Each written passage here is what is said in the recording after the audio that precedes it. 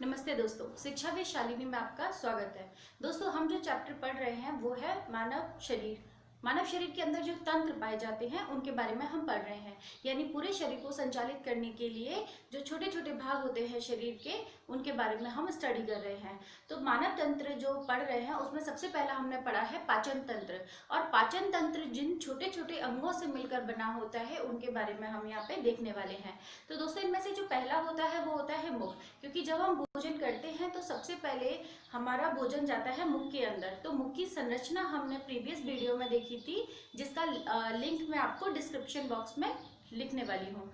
ठीक है, तो ये मुख की संरचना हमने कल देखी थी। अब देखते हैं मुख का काम क्या होता है।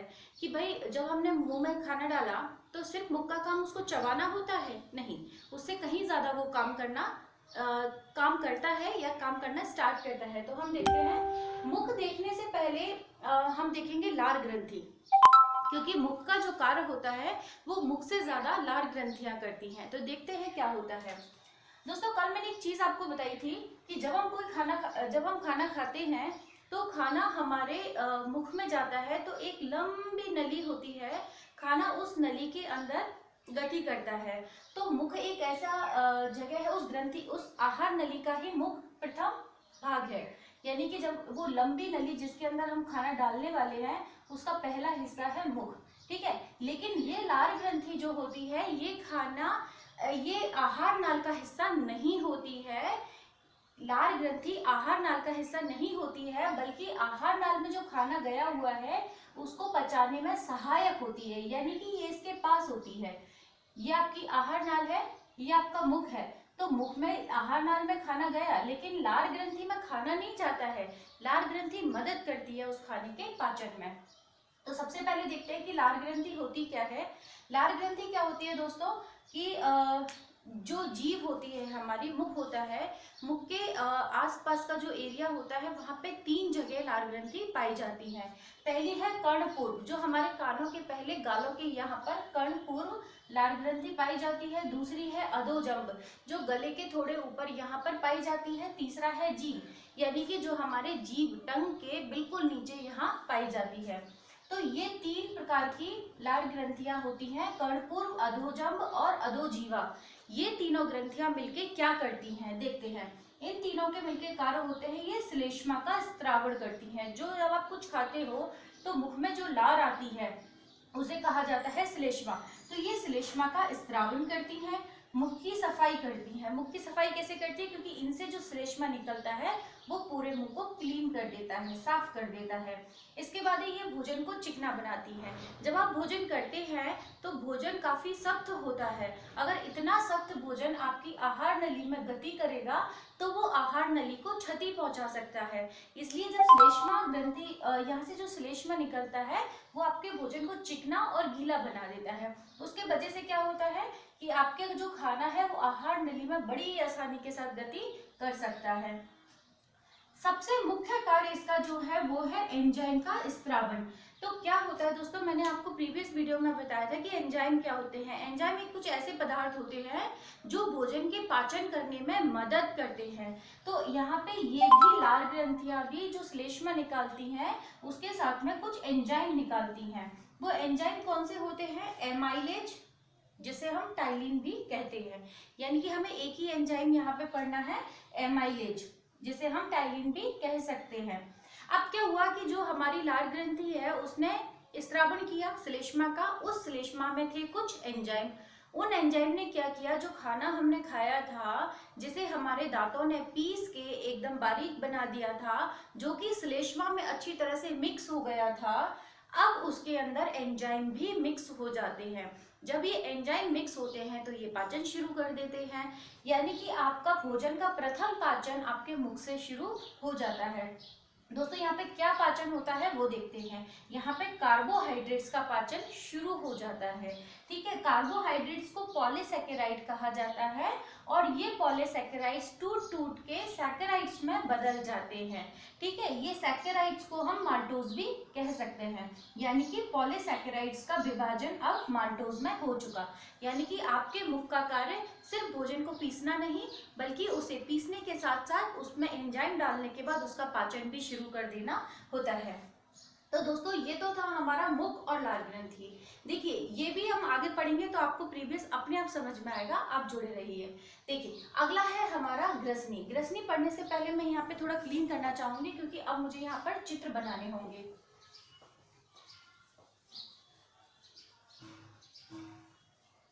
देखिए दोस्तों अभी हम बात कर रहे थे मुख की और ये ग्रंथि, लार ग्रंथि की। तो क्या था हमारा, ये है हमारा मुख। मुख में हमारी 3 जगह है ग्रंथियां, लार ग्रंथि।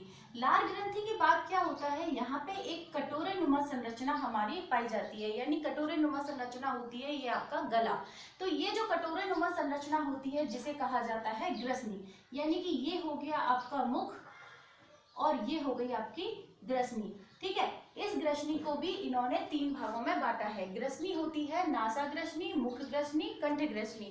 नासा ग्रसनी क्या होती है कि दोस्तों ये जो हमारी नोज होती है, यानी कि जो नाक होती है, वो पीछे से इस ग्रसनी के साथ में जुड़ी होती है। ठीक है, तो इसमें से ये नाक है, इसमें से वायु आती है और इसमें से आता है हमारा भोजन। ठीक है, इसमें से जब वायु आती है वो भी यहीं आती है और यहाँ से जब भोजन आता है वो भी यहाँ से आती है। यानी इस ग्रसनी के इन्होंने 3 भाग बना दिए। पहला भाग है आपका नासा ग्रसनी, दूसरा भाग है आपका मुख ग्रसनी और तीसरा भाग है आपका कंठ ग्रसनी। ठीक है दोस्तों, तो ये कंठ ग्रसनी में क्या होता है, यहाँ पे एक संरचना पाई जाती है जिसे कहा जाता है घाटी ढक्कन। क्या कहते हैं दोस्तों, घाटी ढक्कन। क्योंकि क्या होता है, यहाँ से 2 नलियां निकलती हैं। एक नली भोजन नली होती है जिसे हम पढ़ने वाले हैं आगे, ये समझते हैं हमारी भोजन नली है, और ये हो गई हमारी श्वसन नली। तो जब यहाँ से श्वसन हमारी आती है तो ये ग्रसनी में आती है वायु, और वायु भी यहाँ आ गई और यहाँ से आपने कुछ खाया तो खाना भी यहाँ आ गया। तो ये घाटी ढक्कन ये निर्धारित करता है कि जो आपका खाना है वो भोजन नली में ही जाएगा और जो वायु है वो आपकी श्वसन नली में ही जाएगी। यानी वायु यहाँ नहीं जानी चाहिए और भोजन यहाँ से यहाँ पर नहीं जाना चाहिए। तो यहाँ पे ये जो छोटी सी संरचना दिख रही है वो होता है आपका घाटी ढक्कन। दोस्तों इसके बाद हमारा आता है ग्रास नली। ग्रास नली क्या होता है, देखिए अब मैं इसमें से ये बाकी सारी चीजें हटा देती हूँ, हम सिर्फ देखते हैं मुख।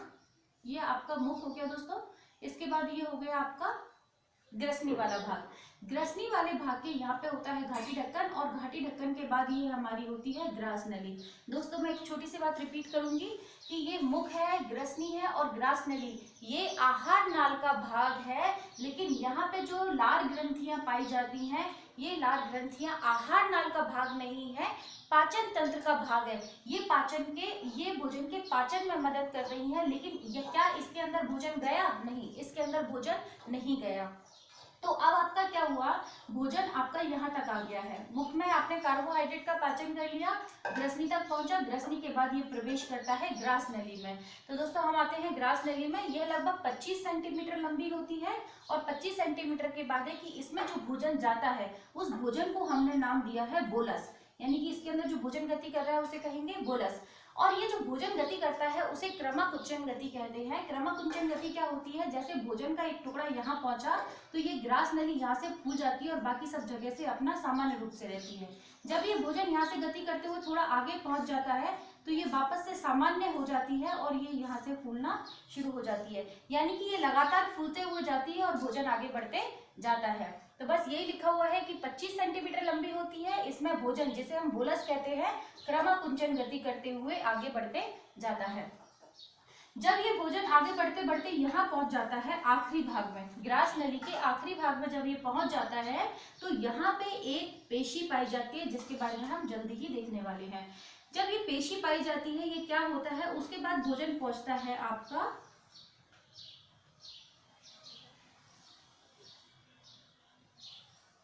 आमाशय में।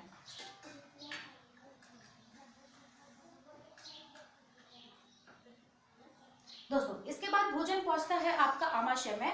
अब देखिए क्या होता है कि यहाँ पे एक, ये देखिए, तो ये आमाशय में पहुंच जाता है। तो आमाशय के 3 भाग हैं, पहला है कार्डियक, दूसरा फंडिस, तीसरा जठर निर्गमी। कार्डियक भाग आपका ये वाला भाग होता है आगे का, जिसमें सबसे पहले आपका भोजन पहुंचता है। बीच वाला भाग यानी कि इसे हम कहेंगे कार्डियक, दूसरा भाग होता है ये फंडिस और ये तीसरा वाला भाग होता है जठर निर्गमी। ठीक है, ये जो कार्डियक भाग होता है, ये जब इसके अंदर भोजन अंदर आ जाता है, जैसे यहाँ पे भोजन आया, उसके बाद जब भोजन अंदर आ जाता है तो ये भोजन वापस ऊपर ना जाए, उसके लिए यहाँ पे एक मांसपेशी लगी होती है। मांसपेशी कैसी होती है दोस्तों, जैसे ये टाइट कर दिया, अभी क्या होगा, जब इसके अंदर भोजन आना होगा तो ये खुलेगा, इसके अंदर भोजन एंटर करेगा और ये वापस से टाइट हो जाएगा। जैसे बलून होता है गुब्बारा, तो गुब्बारे का मुंह जो होता है वो खींचने योग्य होता है। जब उसके अंदर हमें कुछ चॉकलेट वगैरह डालनी होती है तो हम उसको चौड़ा करते हैं, अंदर डालते हैं और वापस से उसको छोड़ेंगे तो छोटा हो जाएगा, क्योंकि जब बलून को उल्टा करेंगे तो उसकी सारी चीजें बाहर निकलकर नहीं आ सकती। तो इस प्रकार की दो पेशियां यहाँ पाई जाती हैं, एक पहली पेशी यहाँ पर और दूसरी पेशी यहाँ पाई जाती है, क्योंकि भोजन जब इसके अंदर आ जाता है तो ये इसमें से बाहर ना जाए और इसमें से आगे ना निकल जाए, क्योंकि यहाँ पर भोजन लगभग 2 या 2.5 घंटे के आसपास रहता है। जब 2 घंटे के आसपास इसमें भोजन रहता है तो 2 घंटे तक ये भोजन ना ऊपर वापस जाना चाहिए और ना ही आगे जाना चाहिए, तभी इसका पाचन यहाँ पर संभव हो सकेगा। तो दोस्तों ये तो हो गया हमारा आमाशय का भाग। आमाशय का पहला भाग कार्डियक, दूसरा फंडिस और तीसरा जठर निर्गमी होता है। ये पूरा जो भाग है वो यहाँ पे 2 प्रकार की पेशियों से जुड़ा रहता है, जिसमें से पहली पेशी को ग्रास नलिका और दूसरी पेशी को जठर निर्गमी कहते हैं। इसको कहते हैं ग्रास नलिका, क्योंकि ऊपर ग्रास नली है ना, तो ग्रास नली अवरोधनी, और इसे कहेंगे जठर निर्गमी अवरोधनी, यानी जो जठर यानी भोजन है वो निर्गम नहीं होना चाहिए। अब इसमें किस किस चीज का स्त्रावन होता है, इसके अंदर 3 चीजें बाहर निकलती हैं। ये जो हमारा आमाशय है इसमें 3 चीज निकलती हैं। सबसे पहली चीज निकलेगी आपके एंजाइम, दूसरा आपका निकलेगा HCl यानी कि हाइड्रोक्लोरिक अम्ल, और तीसरी चीज निकलेगी इसमें म्यूकस। ठीक है, तो पहले निकले हमारे एंजाइम। देखिए यहाँ पे 2 एंजाइम निकलते हैं, पेप्सिन और रेनिन। कौन से एंजाइम निकलेंगे, पेप्सिन और रेनिन। हाइड्रोक्लोरिक अम्ल निकलेगा और म्यूकस, म्यूकस को कहा जाता है श्लेष्मा। जैसा श्लेष्मा मुंह में निकला था वैसा ही श्लेष्मा यहाँ पर निकलता है। अब पहले पढ़ते हैं एंजाइम। तो डेफिनेटली जो एंजाइम होते हैं उनका काम भोजन का पाचन करने में मदद करना होता है। तो इसमें जो 2 एंजाइम निकले थे, पेप्सिन प्रोटीन का पाचन करके पेप्टाइड बना देता है, और रेनिन यहाँ पे 2 निकले थे ना, तो पेप्सिन प्रोटीन का पाचन करता है किसमें, पेप्टाइड में। जैसे हमने देखा था वहां पे पॉलीसैकेराइड सैकेराइड में कन्वर्ट हो गए थे मुंह में, ऐसे ही यहाँ पे प्रोटीन का पाचन स्टार्ट हो जाता है पेप्टाइड में। और दूसरा रेनिन का काम होता है, जो छोटे बच्चे होते हैं उसमें रेनिन ज्यादा पाया जाता है, तो छोटे बच्चे जब दूध पीते हैं तो वो दूध का पाचन करने में रेनिन मदद करता है। ठीक है, तो ये आपके एंजाइम के काम हो गए। दूसरा है इसमें हाइड्रोक्लोरिक अम्ल। हमने क्या देखा था, एंजाइम आपके 2 थे, वो दोनों के काम हमने देख लिए। अब बात करते हैं हाइड्रोक्लोरिक अम्ल की। देखिए हाइड्रोक्लोरिक अम्ल का हमारे शरीर में क्या काम है, ये बहुत इंपॉर्टेंट चीज है, ध्यान से सुनिएगा। हाइड्रोक्लोरिक अम्ल जो यहाँ पे निकलता है बहुत ज्यादा अम्लीय होता है। इसकी जो pH होती है, जैसे पानी की pH हमने देखा था कितनी होती है, 7, तो ऐसे यहाँ पे इसकी जो pH होती है, इसकी जो pH होती है वो लगभग 2.5 के आसपास होती है, यानी कि इसकी pH बहुत ज्यादा होती है और ये बहुत ज्यादा अम्लीय होता है। ठीक है, तो ये बहुत ज्यादा अम्लीय है, तो इतनी अम्लीयता हमारे पेट में क्यों जरूरत है, वो इसलिए है कि पहली बार जब आप यहाँ से खाना खाते हैं तो अगर उस खाने के अंदर कोई भी माइक्रो मतलब होता है छोटे छोटे जर्म्स, कीटाणु, विषाणु या कुछ भी ऐसी चीजें जो हमारे शरीर को हानि पहुंचा सकती हैं, वो इन सबको मार देता है, क्योंकि इतनी अम्लीयता के अंदर भोजन में, इतनी अम्लीयता के अंदर कोई भी जीवाणु कीटाणु जिंदा नहीं रह सकता। तो ये HCl का पहला काम क्या है, जीवाणु या कीटाणुओं को खत्म करना। आप नोट कर लीजिए प्लीज, मैंने यहाँ नहीं लिखा है। अब जीवाणु या कीटाणुओं को खत्म करना। इस pH का दूसरा काम ये होता है कि जो आपके एंजाइम हैं, कौन कौन से, पेप्सिन और रेनिन, जो कि पेट में बनते हैं, वो 2.5 pH पर ही काम करते हैं। इससे अगर कम या ज्यादा pH हो जाएगी तो ये पेप्सिन और रेनिन काम करना बंद कर देंगे। यानी कि आपको मैं यहाँ पे एक इंपॉर्टेंट चीज बताना चाहती हूँ कि एंजाइम हमेशा फिक्स pH पे ही काम करते हैं। अगर आपने pH ऊपर या नीचे की तो एंजाइम अपना काम करना बंद कर देंगे। तो डेफिनेटली ये जो एंजाइम है हमारे पेप्सिन और रेनिन, जो कि भोजन को पचाएंगे, उनके लिए pH की जरूरत होगी हमें 2.5।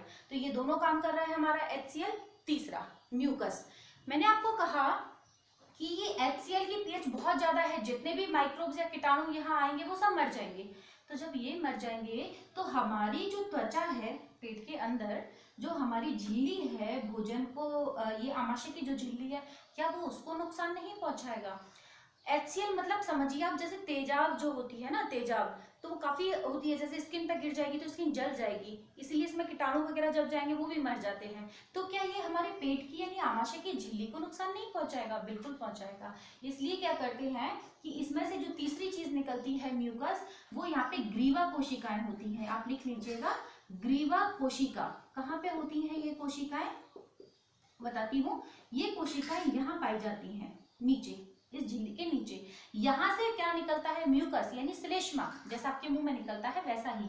और ये श्लेष्मा क्या होता है? पूरी झिल्ली के पास में जाके कॉर्नर कॉर्नर पे जमा हो जाता है, यहाँ पर भी और यहाँ पर भी। जब ये पूरी सतह पर म्यूकस जमा हो जाता है, झिल्ली के चारों तरफ आपका एक श्लेष्मा जाके जमा हो गया, तो फिर डेफिनेटली ये जो HCl है वो हमारी त्वचा के संपर्क में नहीं आ पाता, झिल्ली के संपर्क में नहीं आ पाता। इस वजह से ये हमारी सतह खराब नहीं होती है। यहाँ पे दो आई थिंक ये पूरा हो गया। हाँ, अब इसके बाद मैं आपको 2-3 चीजें अच्छी बताती हूँ। वो ये है कि हमने पहले मुख में पाचन किया था कार्बोहाइड्रेट का, हमने आमाशय में पाचन किया हमारे प्रोटीन्स का, और जो बच्चे दूध पीते हैं उसका। दूसरी चीज कि आप जब सुपारी, तंबाकू, जर्दा कुछ ऐसे पदार्थ लेते हैं या शराब जैसे पदार्थ लेते हैं, उसके वजह से ये जो हमारा म्यूकस जो कि इस झिल्ली के चारों तरफ जमा हुआ था, ये म्यूकस गलने लग जाता है, टूटने लग जाता है।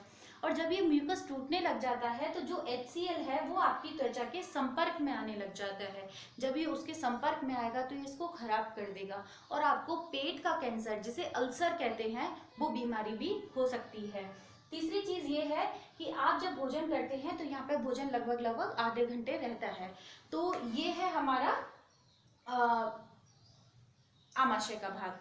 ठीक है दोस्तों, तो आज हम इतना ही देखेंगे। इसके आगे का भाग और इसका थोड़ा सा रिवीजन हम अगले वीडियो में करेंगे। उम्मीद करती हूँ आपको समझ में आया होगा। प्लीज मुझे जरूर बताइएगा। बाकी सब्सक्राइब और लाइक तो आप करेंगे ही। Thank you so much.